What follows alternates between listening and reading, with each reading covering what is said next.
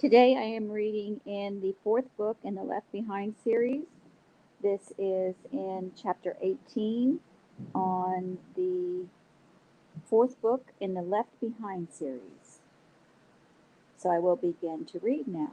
Soul Harvest is the name of the book, chapter 18. Before returning to Dallas, Rayford hoped to find out what Leon knew or believed had happened in Denver. But he was unable to reach Mac. Was it possible Buck had been recognized? No one would believe Rayford had not had a part in Hattie's escape if it was known his son-in-law was there. Rayford would accept the consequences of his actions in what he considered a holy war. He did, however, want to stay out of prison long enough to find Amanda and clear her name. If Tyson was right, the 144,000 witnesses were sealed by God and protected from harm for a certain period. Though he was not one of the witnesses, Rayford was a believer. He had the mark of God on his forehead, and he trusted God to protect him. If God did not, then, as the Apostle Paul put it, to die would be gain. Rayford had not heard from Mac and couldn't raise him. Either Mac could not get away from Leon long enough to get in touch with him, or something was wrong on the ground. Rayford had to do something. If he was to say he had aborted his mission, it only made sense to radio Leon before showing up again in Dallas. Buck was rocked to think he might have killed someone. When Dr. Charles met them at Waukegan Airport before following them to Mount Prospect, Buck whispered his fear. "I have to know how bad I hurt that guard." "I know a guy at the GC emergency facility outside Littleton," Dr. Charles said. "I can find out." Dr. Charles stayed in his car on the phone after Ken wheeled the Suburban into the backyard. Chloe and Tyson demanded every detail. Chloe navigated the stairs with her cane, insisting that Hattie take the downstairs bed. Hattie looked exhausted. Ken and Tyson helped her up the stairs and urged her to call for them after her shower so they could help her back down. Buck and Chloe spoke in private. You could have been killed," she said. "I'm surprised I wasn't. I just know I killed that guard. I can't believe it. But he had just murdered the receptionist, and I knew he would do the same to us. I reacted instinctively. If I'd thought about it, I might have frozen. There was nothing else you could do, Buck. But can't kill a man with a punch, can you?" "I hope not. But he had spun around and was moving right toward me when I hit him. I'm not exaggerating, hun. I don't think I could have hit him harder if I had been running at him. It felt as if my fist was inside his head. Everything crumbled beneath it, and he landed flush on the back of his head. It sounded like a bomb." "It was self-defense, Buck. I don't know what I'll do if I find out he's dead." "What will the global community do if they find out it was you?" Buck wondered how long that might take. The young guard had gotten a good look at him, but he was likely dead.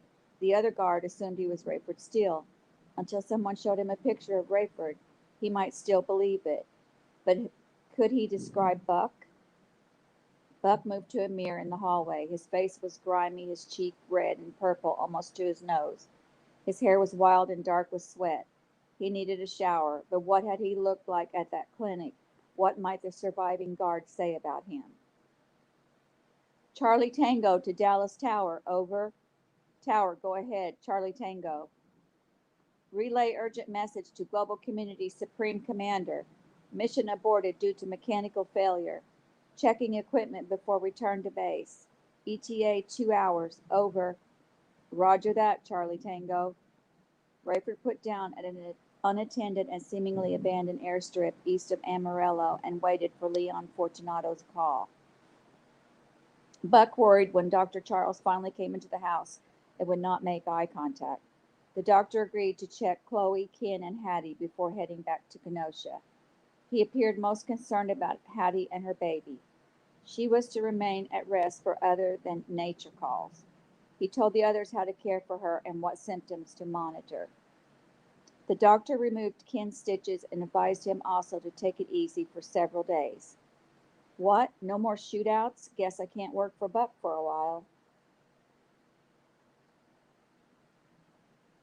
The doctor told Chloe again that time was her ally. Her arm and foot casts were not ready to be removed, but he prescribed therapy that would help her snap back more quickly. Buck waited, watching. If Dr. Charles ignored him altogether, that meant Buck had killed a man, and the doctor didn't know how to tell him. Could you check my cheek? Buck asked. Without a word, Dr. Charles approached. He held Buck's face in his hands and turned him this way and that in the light. I need to clean that, he said. You risk infection unless we get some alcohol in there. The others left them while the doctor worked on Buck. You'll feel better after a shower, too, he said. I'll feel better when you tell me what you found out. You were on that phone a long time. The man is dead, Dr. Charles said. Buck stared. I don't see that you had any choice, Buck. They'll come looking for me. They had cameras throughout the place. If you looked like you look now, even people who know you might not have recognized you. I have to turn myself in. Dr. Charles stepped back. If you shot an enemy soldier during a battle, would you turn yourself in? I didn't mean to kill him. But if you had not, he would have killed you. He killed someone right in front of you. You know his assignment was to take out both you and Hattie. How did a punch kill him? The doctor applied a butterfly bandage and sat on the table. My colleague in Littleton tells me that either of the two blows to the face or to the back of the head could have done it, but the combination made it unavoidable. The guard suffered severe facial trauma, a shattering of cartilage and a bone around the nose, some of it driven into his skull. Both optic nerves were destroyed. Several teeth were shattered and the upper jaw cracked. That damage alone might have killed him. Might have? My associate leans toward the posterior cranial damage as the cause of death. The back of his head, hitting flush on the floor, caused his skull to shatter like an eggshell. Several shards of cranial tissue were embedded in the brain. He died instantly. Buck hung his head. What kind of soldier was he? How could he be expected to fight in this cosmic battle of good versus evil if he couldn't handle killing the enemy? The doctor began putting his things away. I've never met anyone who caused another person's death and didn't feel awful for a while, he said. I've talked with parents who killed someone while protecting their own child, but still they were haunted and sobered. Ask yourself where Hattie would be if not for what you did. Where would you be? I'd be in heaven, Hattie would be in hell. Then you bought her some time. Rayford finally received a call from the Dallas Tower asking that he inform them when he was half an hour from touchdown. The Supreme Commander awaits your arrival. He told them he was about to get underway. Half an hour out of Dallas, he radioed in, and 45 minutes later, he taxied to the hangar that also housed the Condor 216. He alighted to face a glowering Leon Fortunato, Mac McCollum, behind him with a knowing look. Rayford couldn't wait to talk to Mac privately. What happened, Captain Steele? It was sluggish, Commander, and only prudent to check it out. I was able to make an adjustment, but I was so far behind schedule I thought I'd better check in. You don't know what happened then? To the plane, not entirely, but it was unstable and, what happened in Denver? Rayford glanced at Mac, who almost imperceptibly shook his head. In Denver? I told you, Commander. Mac said I was unable to reach him. Follow me, Fortunato said. He led Rayford and Mac to an office, where he punched up on a computer a video and text email from the global community officer in Denver. The three bent over the monitor and watched as Fortunato narrated. We knew Miss Durham was unwilling to return to New Babylon, but His Excellency believes it was in her best interest and in the best interest of global security to protect his fiancée and their child. We assigned 2 security officers to meet with you and her and to give you your orders. Their top priority was the transfer of Miss Durham to you for her transport to the Middle East. They were to ensure she was still in Denver when you arrived. While the laboratory and clinic there were largely undamaged by the earthquake, we thought the surveillance system had been knocked out. However, the surviving security officer double-checked the system, just in case, and found a view of the imposter. The imposter, Rayford said. The man claiming to be you. Rayford raised his eyebrows. These were professionals, Captain Steele. These? At least 2, maybe more. The cameras in front of the building and in the reception area were not operating. There are cameras at either end of the main corridor and one in the middle. The action you'll see here took place in the middle, but the only camera working was the one at the north end of the corridor. Nearly every view of the imposter is blocked by one of the security men, or the imposter has his back to the camera. The tape begins here with the security guards and the perpetrator stepping outside Miss Durham's door while she dressed for the trip. It was clear Buck was the man between the two guards, but his face was indistinct. His hair was out of place, and he had an ugly cheek wound. Now watch, gentlemen. When the senior guard knocks on Miss Durham's door, the other also turns toward the door, but the perp glances down the hall. That's the clearest view we get of his face. Again, Rayford was relieved that the image was not clear. The senior guard believes the perp was distracted by two janitors who appear earlier in the tape. He will interview them later today. Now here, a few moments later, he has lost patience with Miss Durham. He calls to her, and both guards bang on the door. Here, the junior guard orders curious patients back into their rooms. The perp backs up a couple of steps when the senior guard blows open the door. That brings the receptionist. While the junior guard is distracted, the perp somehow disarms him and see the gunfire? He murders the receptionist where she stands. When the junior guard attempts to disarm him, he drives the butt end of the Uzi so hard into his face that the guard is dead before he hits the floor. Mac and Rayford caught each other's eyes and leaned closer to study the video. Rayford wondered if Fortunato thought he had the power Carpathia possessed to convince people they had seen something they had not. He couldn't let it pass. That's not what I see there, Leon. Leon looked sharply at him. What are you saying? The junior guard did the firing? Fortunato backed up the tape. See, Rayford said. There, he's firing. The perp is stepping back. The guard wheels back around, and the perp steps forward as the guard appears to slip on his own expelled shell casing. See? He has no footing, so the blow drives his head to the floor. Fortunato looked angry. He reran the video a couple more times. Max said, the perp didn't even attempt to grab the gun. Say what you will, gentlemen, but that imposter murdered the receptionist and the guard. The guard, Rayford said? He might have fallen on his head even if he hadn't been punched. Anyway, Fortunato continued, the accomplice pulled Miss Durham through the window and sent her to the getaway car. As soon as the senior guard opened the door, the accomplice fired at him. That was not, of course, the way Rayford had heard it. How did he escape being killed? He nearly was. He has a severe wound to his heel. I thought you said he was coming into the room when he was fired upon. Correct. He was running out of the room if he got shot in the heel. The computer beeped and Fortunato asked an aide for help. Another message is coming in, he said. Bring it up for me. The aide hit a few buttons and a new message flashed from the senior guard. It read, foot being treated, surgery required. Accomplice was second janitor and first seen on tape. Real janitor found with wad of cash. Says accomplice forced on him to appear like bribe. Says accomplice held knife to throat until he got information. Fortunato's aide backed the video all the way to where the two janitors entered the hallway and walked toward the camera. Rayford, who had never met Ritz, guessed which one he was only by his incomplete janitor outfit. The only thing resembling a uniform was the cap he had apparently borrowed from the janitor. He carried a broom, but his clothing was Western. He could be from that area, Fortunato said. Good call, Rayford said. Well, it doesn't take a trained eye to identify regional clothing. Still, Commander, that's an insight catch. I don't see a knife, Max said, as the figure neared the camera. Ritz's cap was pulled low over his eyes. Rayford held his breath as he reached for the bill of his cap. He lifted it and reset it on his head, showing his face more clearly. Rayford and Mac looked at each other behind Fortunato. After they passed that camera, Fortunato said the accomplice got the information he needed and ran the janitor off. He absconded with Miss Durham and opened fire on the guard.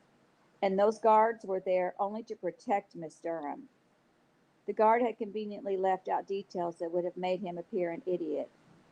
Until someone could thoroughly investigate the scene, the global community had not a shred of evidence implicating Rayford. She will contact you, Fortunato said. She always does. You had better not had anything to do with this. His Excellency would consider that high treason and punishable by death. You suspect me? I have come to no conclusions. Am I returning to New Babylon as a suspect or as a pilot? A pilot, of course.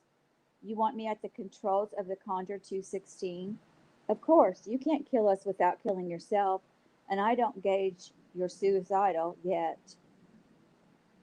Buck spent more than 3 weeks working on the internet version of Global Community Weekly. He was in touch with Carpathia nearly every day. Nothing was said about Hattie Durham, but Carpathia often reminded Buck that their mutual friend, Rabbi Tyson Ben Judah, would be protected by the global community anytime he chose to return to the Holy Land. Buck did not tell Tyson. He merely kept alive his promise that the rabbi could return to Israel within the month. Donnie Moore's duplex proved more ideal every day. Nothing else in the neighborhood had survived. Virtually no traffic came by. Ken Ritz, now fully on the mend, moved out of the tiny sliver of the Quonset hut he had been allotted at the Pewaukee and commuted between Wheeling and Waukegan from his new digs in the basement of the safe house. Dr. Charles visited every few days, and every chance they got, the Tribulation Force met together and sat under Tyson's teaching. It was no accident that they met around the kitchen table with Hattie not 8 feet away on her sick bed. Often she rode onto her side with her back to them, pretending to sleep. But Buck was convinced she heard every word. They were careful not to say anything that might incriminate them with Carpathia, having no idea what the future held for Nikolai and Hattie. But they cried together, prayed together, laughed, sang, studied, and shared their stories. Dr. Charles was often present. Tyson rehearsed the entire plan of salvation in nearly every meeting. It might come in form of one of their stories or his simply expositing a scripture passage. Hattie had lots of questions, but she asked them only of Chloe later. The Tribulation Force wanted Dr. Charles to become a full-fledged member, but he declined, fearful that more frequent daily trips to the house might lead the wrong people there. Ritz spent many days tinkering in the underground shelter, getting it into shape in case any or all of them needed complete seclusion. They hoped it would not come to that. The flight from Dallas to New Babylon, with several stops to pick up Carpathia's regional ambassadors, had been a harrowing one for Rayford. He and Mac both worried that Fortunato might enlist Mac to eliminate him. Rayford felt vulnerable, assuming Fortunato believed he was involved in the rescue of Hattie Durham. The device that allowed Rayford to hear what was going on in the main cabin yielded fascinating listening throughout the trip. One of the strategically placed transmitters was near the seat, usually occupied by Nikolai Carpathia himself. Of course, Leon had appropriated that one, which was propitious for Rayford. He found Leon an incredible master of deceit, second only to Nikolai. Each ambassador came aboard with attendant fanfare, and Fortunato immediately ingratiated himself. He ordered the cabin crew to wait on them, whispered to them, flattered them, took them into his confidence. Each heard Fortunato's tale of having been raised from the dead by Carpathia. It sounded to Rayford as if each was truly very impressed or put on a good front. I assume you know that you're among His Excellency's favorite 2 regional potentates, Fortunato privately told each king. Their responses were variations of, I didn't know for sure, but I can't say it surprises me. I am most supportive of His Excellency's regime. That has not gone unnoticed, Fortunato would say. He appreciates very much your suggesting the ocean harvesting operation. His Excellency believes this will result in huge profits to the entire world. He's asking that your region split the income equally with his global community administration, and he will then redistribute the GC share to the less fortunate regions. If that made a king blanch, Fortunato went into overdrive. Of course, His Excellency realizes the burden that puts on you. But you know the old saying, to whom much is given, much is required. The Potentate believes you have governed with such brilliance and vigor that you can be counted on as one of the globe's great benefactors. In exchange, he has given me the liberty to show you this list and these plans for your personal encouragement and comfort. As Fortunato would unroll papers which Rayford assumed were elaborate architectural drawings and lists of perquisites, he would say, His Excellency himself pleaded with me to assure you that he does not in any way believe this is anything but appropriate for a person of your stature and station. While it may appear opulent to the point of ostentation, he asks that I personally convey that he believes you are worthy of such accommodations. While your new domicile, which will be constructed and equipped within the next 6 months, may appear to elevate you even beyond where he is, he insists that you not reject his plans. Whatever Fortunato showed them seemed to impress. Well, they would say, I would never ask this for myself, but if His Excellency insists. Fortunato saved his slimmest approach. Just before his official conversation with each king was finished, he added, Now, sir, His Excellency asks that I broach with you a delicate matter that must remain confidential. May I count on you? Certainly. Thank you. He is gathering sensitive data on the workings of the Enigma Babylon, one world faith, being careful not to prejudice you, but also not wanting to act without your insight.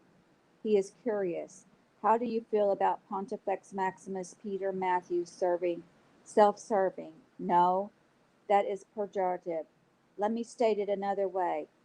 Again, being careful not to sway you, do you share His Excellency's, shall we say, hesitation over the pontiff's independence from the rest of the global community administration?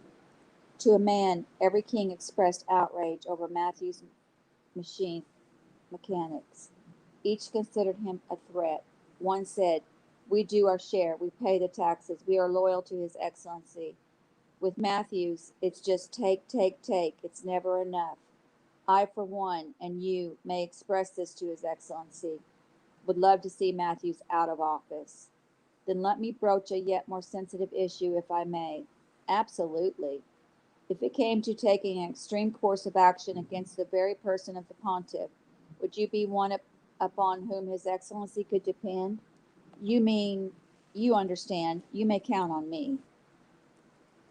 The day before the Condor 216 was to deliver the dignitaries to New Babylon, Mac received word from Albie. Your delivery is early and ready for pickup.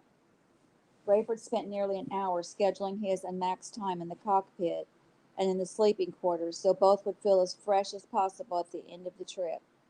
Rayford penciled himself in for the last block of piloting. Mac would sleep and then be available to make the chopper run, to make the pickup, and pay off Albie. Meanwhile, Rayford would sleep in his quarters at the shelter. Come nightfall, Rayford and Mac would slip away and helicopter to the Tigris. It worked almost as planned. Rayford had not anticipated David Hasid's eagerness to debrief him on everything that happened in his absence. Carpathia actually had missiles pointing into outer space, anticipating judgmental meteors. Rayford flinched. He believes the prophecies that God will pour out more judgments. He would never admit that, David said, but it sure sounds like he's afraid of it. Rayford thanked David and finally told him he needed rest. On his way out, Hasid shared one more bit of news, and it was all Rayford could do to stay off the internet. Carpathia has been manic the last several days, David said. He discovered that website where you can tap into a live camera shot of the Wailing Wall. He spent days carrying his laptop everywhere he went, watching and listening to the two preachers at the wall. He's convinced they're speaking directly to him, and of course they are. Oh, he's mad. Twice I heard him scream, I want them dead, and soon. That won't happen before the due time, Rayford said. You don't have to tell me, David said. I'm reading Tyson Ben-Judah's messages every chance I get. Rayford posted coded notes on bulletin boards all over the net, trying to locate Amanda. He may have been too obscure, but he didn't dare make it obvious. He believed she was alive, and so unless it was proven otherwise to him, she was. All he knew was that if he could communicate If she could communicate with him, she would. As for the charges that she was working for Carpathia, there were moments he actually wished that were true. That would mean she was alive for sure. But if she had been a traitor, no, he would not allow himself to run with that logic. He believed the only reason he had not heard from her was that she did not have the means to contact him. Rayford was so eager to prove Amanda was not entombed in the Tigris that he wasn't sure he could sleep. He was fitful, peeking at the clock every half hour or so. Finally, about 20 minutes before Mac was due, Rayford showered and dressed and accessed the internet. The camera at the Wailing Wall carried live audio as well. The preachers Rayford knew to be the two witnesses prophesied in Revelations were holding forth. He could almost smell their smoky burlap robes. Their dark, bony, bare feet and knuckled hands made them appear thousands of years old. They had long, coarse beards, dark, piercing eyes, and long, wild hair. Eli and Moshe, they called each other, and they preached with power and authority and volume. The video identified the one on the left as Eli, and subtitles carried his message in English. He was saying, "Beware, men of Jerusalem, you have now been without the waters of heaven since the signing of the evil pact. Continue to blaspheme the name of Jesus Christ, the Lord and Savior, and you will continue to see your land parched and your throats dry. To reject Jesus as Messiah is to spit in the face of Almighty God. He will not be mocked. Woe unto him who sits on the throne of this earth. Should he dare stand in the way of God's sealed and anointed witnesses, 12,000 for each of the 12 tribes making a pilgrimage here for the purpose of preparation, he shall surely suffer for it." Here Moshe took over. "Yeah, any attempt to impede the moving of God among the sealed will cause your plants to wither and die, rain to remain in the clouds, and your water, all of it, to turn to blood. The Lord of hosts has sworn, saying, Surely as I have thought, so it shall come to pass, and as I have purposed, so it shall stand." Rayford wanted to shout. He hoped Buck and Tyson were watching this. The two witnesses warned Carpathia to stay away from those among the 144,000 coming to Israel for inspiration. No wonder Nikolai had been seething. Surely he saw himself as the one who sits on the throne of the earth. Rayford appreciated that Mac did not try to dissuade him from his mission. He had never been more determined to finish a task. He and Mac latched their gear to the struts for the short hop from New Babylon to the Tigris. Rayford strapped himself in and pointed toward Baghdad. By the time they landed, the sky was dark. "You don't have to do this with me, you know," Rayford said. "No hard feelings if you just want to keep an eye out for me." "Not a chance, brother. I'll be right there with you." They unloaded at a steep bank. Rayford stripped down, pulled on his wetsuit and booties, and stretched the rubber cap over his head. Had the suit been any smaller, it would not have worked. "Did I get yours?" he asked. "Albie says one size fits all." Terrific. When they were completely outfitted with 80 cubic foot tanks, control devices, weight belts, and fins, they fog-proofed their masks with spit and pulled them on. "I believe in my heart she's not down there," Rayford said. "I know," Mac said.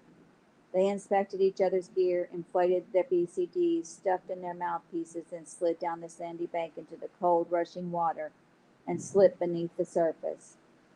Rayford had only guessed where the 747 dropped into the river. While he agreed with PanCon officials who told Carpathia the plane was too heavy to have been affected much by the current, he believed it could have gone dozens of feet downstream before embedding itself in the bottom. Because no vestige of the plane had ever surfaced, Rayford was convinced the fuselage had holes front and back.